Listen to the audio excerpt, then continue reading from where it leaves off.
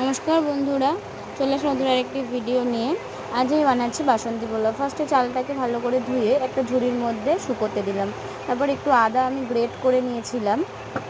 তারপরে চালটাকে আমি দিয়ে দেব, দিয়ে এক এক করে নুন, 2 চামচ নুন, তারপরে 1 চামচ হলুদ, একটু গরম মশলা, একটু ঘি দিয়ে আমি জিনিসটাকে ভালো করে মেখে নেব।